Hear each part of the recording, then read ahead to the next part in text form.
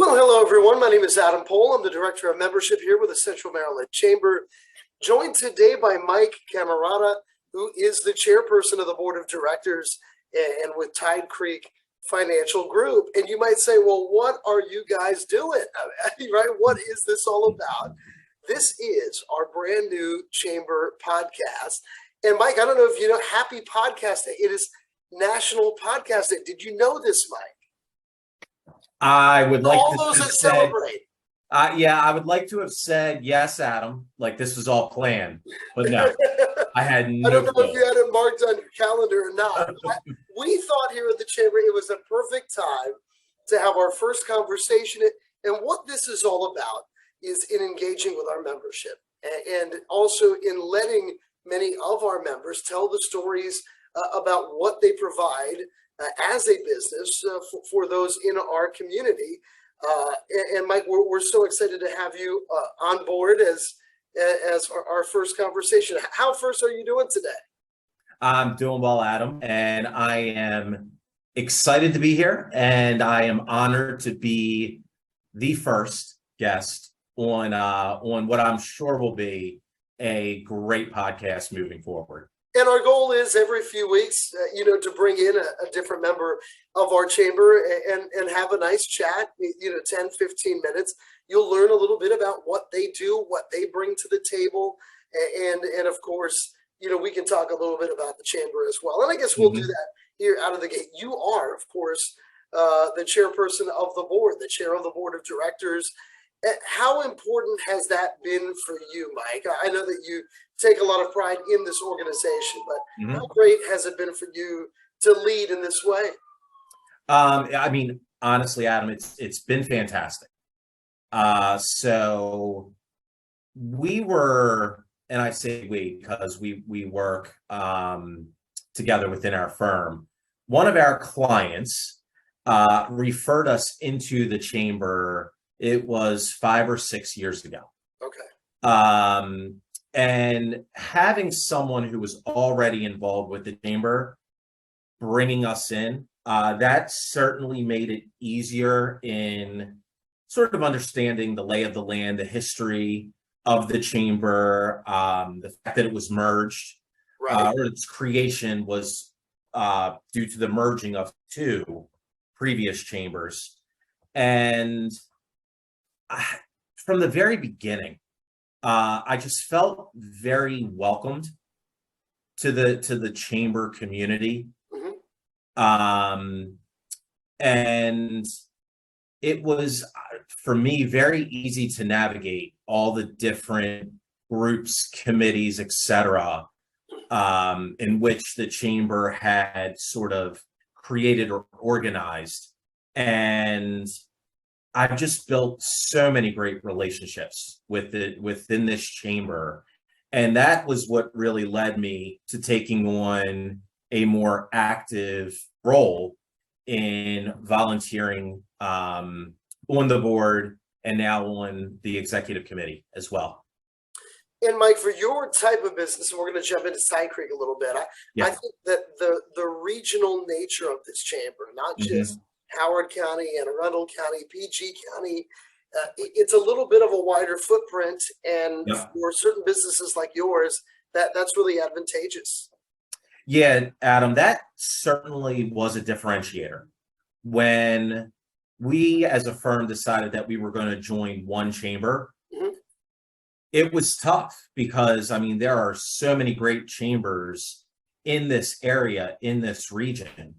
And what really sold us about Central Maryland Chamber was the fact that it was one of the only regional chambers in the state of Maryland, and it encompassed an area, a geographical region that we had already been working in. So the footprint of the Central Maryland Chamber compared to what our client base footprint looked like, the two just aligned very strategically, if you will. Mike, tell us a little bit about Tide Creek, though, because obviously you guys are a local business. Mhm. You've been able to create your own firm. How long have you guys been in business, and how did Yeah, Time Creek come to be? sure. So my two partners, Chris Varlata and Mike Havlick, they grew up together. They were literally born 3 days apart and on the same street. Okay, So like, it was yeah, meant to be. right, right. And they've been friends their entire lives. They went to the same high school, the same college, were studying the same field. And when they got out of college and decided financial services was the industry that they wanted to go into, they said to themselves, well, we've done everything else together throughout our entire lives. Why don't we go into business together? Yeah. So that's how Tide Creek was sort of initially formed at its infancy stage. And then over the years, they added other advisors, employees, and I joined Tide Creek. So I would say officially it was 5 years ago. Okay. Now I had known both Chris and Mike um, over the last 15 years because we had all worked at MetLife together as financial advisors within the same office. So we knew each other. We were friends. Did not work uh, formally together up until 5 years ago. And I would just say the timing was right. What I was looking for in terms of process, in terms of the type of advice and guidance my clients were seeking, it really fit their model. And some of the skill sets and things that I was doing were things that they did not enjoy doing or were not doing at a firm level. So at that time, it just made a lot of sense for us to work together. And that's how that all came about.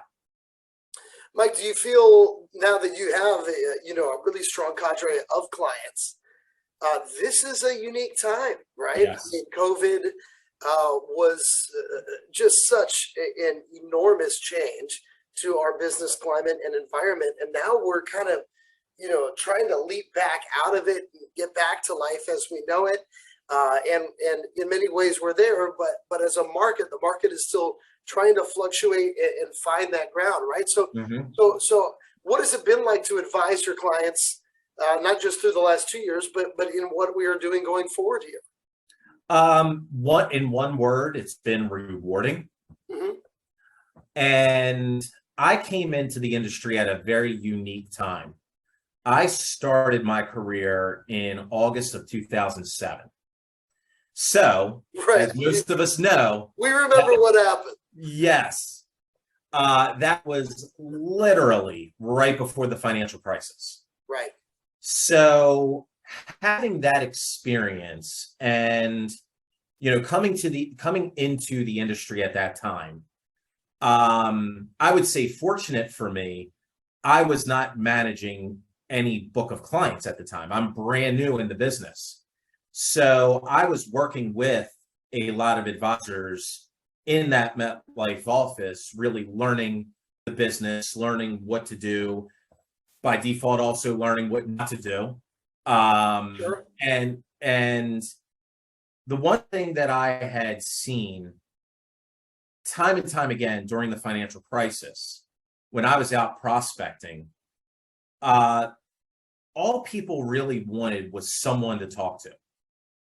It wasn't so much that they were seeking to make a change or wanting to try to time the market or whatever. Sure. All they were looking for was someone to talk to either reassure them that what they were doing was still the right thing, or just sort of give them some reassurance that, you know what, this is a crazy time. Like we can't deny that it's a crazy time. But here is the outlook moving forward. And just having that dialogue That's what I believe most people are seeking, is that, are we still on track? Are we still doing all the right things that we need to do to hit our unique goals and objectives? Sure. So coming into the industry at that time, seeing that, I vowed that if and when, because it wasn't a matter of if, it was just a matter of when the next crisis comes, I will be the one to reach out to my clients first before they can reach out to me. So by having that experience through the financial crisis, I applied that to the pandemic. Was that, you know what, I had plenty of time because I wasn't out prospecting. I was not out, right, going to events or having in-person meetings. I had a lot of free time on my hands in March of 2020 and April of 2020. Sure. What I used my time to do was to reach out to every single client that I had just to check on them. And in the year of 2020, I received more referrals than I ever have in my entire career up to that point. Interesting. And it was simply because I was just picking up the phone and checking in on people. That's all they wanted. All they wanted to do was hear from someone. And, coming out of the pandemic, if you will, people still want that. They want that continuous checkup to see how they're doing. No doubt about it. And that's why I say, like, it's been rewarding because the relationships that I've continued to build with my existing clients, with new relationships that I've formed, with referrals that I've gotten from either existing clients or centers of influence, that has been very rewarding. Lastly, a lot of ways, it's hard to think of the last 2 or 3 years as the short term, but in the world you live in, it really is, because when you're talking to people about investments, you're talking about setting yourself up for well down the road. So with that being the case, a lot of people that may watch this today, they might, be younger. They might also have kids that are just entering the workforce. What would you say to them? When is the time to start investing? Because that's the thing that when I started, that stunned me. The earlier you do it, you get yourself so far ahead of the ball, even just by a few years. Right. Adam, that is correct. I would say the simple answer is as soon as possible. Sure. Right. But what a lot of financial advisors do not focus on or talk about is that before you start investing, there are a couple of things, and this is true for not just individuals, but also for business owners. So the first thing you need to understand is your cash flow. Right. Whether you're an individual or whether you are a business owner. But the first thing to truly understand is your income or revenues coming in and what expenses are going out the door, and really knowing where your money's going. Like, that's the first thing that everyone should do. The second thing that people need to look at is their existing debt. There is a difference between good debt and bad debt. So before you start investing, you would want to make sure your bad debt is paid off first. Right. The third thing before investing, and a lot of people now know this, is making sure that you have an emergency fund. Right. And once again, this applies to individuals as well as business owners, because it's not a matter of if something is going to happen that's unforeseen. Sure. It's a matter of when. And making sure that you have that emergency reserve to cover your cash flow in the event that income or revenue is disrupted for whatever reason. Right. Once you've done those three things, then I would say that now you have the green light to invest, because you have built the foundations of understanding cash flow, paying off debt, having your emergency reserve. You also may want to look at some risk mitigation standpoints if you're an individual or a business owner. Once you've done all those things, then you have the green light to invest. And you would want to do that as soon as possible. Another thing I wanted to touch on, Adam, before we go, Sure. is how the chamber has really benefited me both personally and professionally. Yes. So you were talking about COVID and the pandemic. So once again, during that time, you're like, prospecting was not a thing. So what I did have, and a lot of this was because of the chamber, I had relationships that I had built because of the chamber. And throughout the pandemic, because of these relationships I had built, we were talking with one another. Sure. It could have been just catching up, or it could have been about something very specific to what was going on.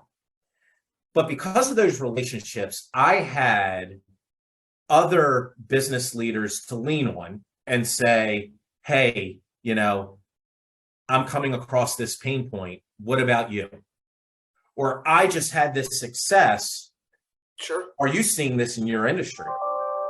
But through this, we built an even stronger bond, better relationship.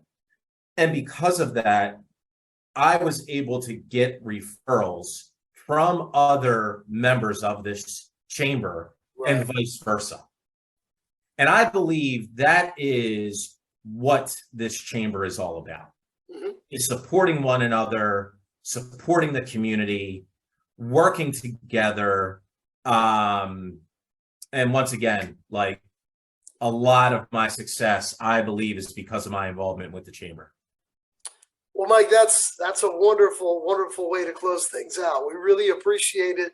That is Mike Cammarata of Tide Creek Financial Group, and of course, the chairperson of the board as well. And thank you so much, Mike. We really appreciate it. Once again, Adam, happy to be here. This has been our first ever Central Maryland Chamber podcast. We'll see you again in a few weeks' time.